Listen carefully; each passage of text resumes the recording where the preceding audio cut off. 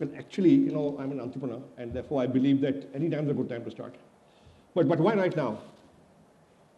So, I was very happy to see the number of hands that went up when the question was asked, how many of us here are founders? There are types and types of founders or entrepreneurs or business people in India, and they have been traditionally. I think there are entrepreneurs by inheritance or by family, where you join the family business and you try and do something new, or you perpetuate a current business.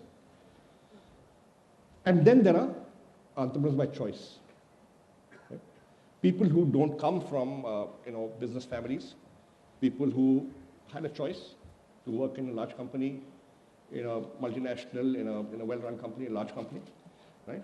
But yet they chose to leave. And they were not brought up to be entrepreneurs. They were brought up to study hard, do well in school, go to a good college, probably become engineers, in India. And then somewhere along the way, and then join a large company and, with a good, nice visiting card and a decent salary and a steady job. And that's great in the arranged marriage market, yeah. But somewhere along the way, they figured that, look, this is not what they want to do. They want to do something else, and they chose to become entrepreneurs. Right? And I think many of us here who are founders are probably in that category, including me. Right? We chose to become entrepreneurs. We could have done something else because we had the education to choose what we wanted to do. So I'm talking about entrepreneurs by choice and why it's a good time now. This new category of entrepreneur which has emerged in the last 20 or 25 years, educated entrepreneurs by choice, is, I think, transforming the entrepreneurial landscape in India, right? And I'm going to be talking about why it is the right time to start for people who want to be entrepreneurs by choice. I think I quit my job in 1990, and at that time in my class in Ahmedabad, there were only about 5 or 6 people who would have said, yes, we want to be entrepreneurs, the class of 175. Today, when I go back to the IIMs to speak, or to the IITs, when I go to the IITs to speak, and I often ask this question, how many of you would like to be entrepreneurs at some point in time or the other? And at least 30 or 40% of the hands go up. Now, there'll be a large dropout rate, but enough of them will become entrepreneurs. Yeah. So the first thing I want to point out is that it's a great time to start simply because it is now socially acceptable to be an entrepreneur or to do a startup, right? For people like us. Right? 25 years ago, it wasn't. Right? It was the oddballs who did it. Your parents were kind of shady about it, right? And you would speak softly. They would speak, yeah, he's kuch kar raha hai, apna kuch kar raha hai. But today, it's pretty cool to do a startup, right? And you meet enough parents who say, yeah, my son's doing a startup. Okay? And more than socially acceptable, I would say it's even become respectable, right? And alongside that is the other thing. It's okay to do a startup for a couple of years, then wind it up and go back to a job, right? When I quit my job in 1990, there was no going back, right? Because if you moved out and you did a startup for 3 years, you could not go back to at least the kind of company where I was working, FMCG, MNC, without losing 5 or 7 years of your career. Right? And you were considered to be a failure, right? And you were way behind your batchmates. And this batchmate peer thing is a big thing in India. Yeah. And how am I doing versus my batchmates? Yeah. And it lasts about 8-10 years after you forget about it. Okay. So the first reason why it's great time to do a startup right now in India is because it's socially acceptable, it's socially respectable. The second is, look, by now, over the last 25 years or 30 years, if you look at when Infosys was founded, I think late 70s, early 80s, it's what, 30 years, 35 years? There have been enough success stories, enough role models of different sorts, right? And I think that gives us a lot of confidence that, maybe I can do it too. If that idiot can do it, I can do it too. Yeah. And of course, there were fewer such stories. When I started out, but yet we took inspiration from them. That, yes, it's possible. Right? Today, I think there's so many more stories, so many more role models, so many more success stories, that I think enough of us have confidence that, listen, let's step out and see what happens. Yeah. The third thing, I'd like to allude to is the way the ecosystem has evolved. So I remember when I started out in 1990, there was NASSCOM. I don't know when it was founded, but it certainly was doing a product conclave. Yeah, I knew maybe 3 entrepreneurs who were friends of mine. There was no TIE. Right? Today you have, I think, a large number of people trying. There's a community. There are platforms. There is a funding environment.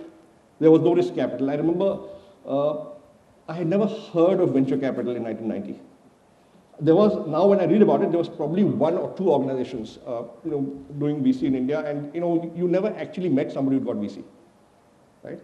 The only funding available was bank debt, and service companies never got bank debt because you had no collateral. So I remember we had to struggle for 6 months to get a 30,000 rupee OD limit from Bank of India in 1992. Yeah, simply because we didn't have collateral. Okay, so there was no question of external funding. Today, when you see the angel networks, you see the number of VCs, of course, still only 1 in 100 business plans get funded, but that's a different story. But there are enough avenues, enough sources of risk capital. Yeah. So I would say that the ecosystem has become a lot more supportive. The fifth thing I'd like to allude to is the fact that so many people are trying, the fact that it's socially acceptable and respectable, the fact that it's cool to be doing a startup, means that you can actually find people to work with you. Yeah. In 1990, believe me, it was really hard to get somebody to want to work with you. Usually it was people who, were out of jobs or wanted to, pass 6 months of their time before they found another job, or perhaps could not find a better job. Right? Those are the kind of people who wanted to work for a startup. I remember as recently as 10 or 12 years ago, we were on this LAMP architecture, right? And we were doing this internet product thing, and you would try and recruit techies, and they would all say, "I don't want to work for a product company." And we'd say, "Why?" He says, "No, I want to go to the US. I want an H-1B visa. I want to go to the US. I want to work on multiple platforms." And what the hell is LAMP?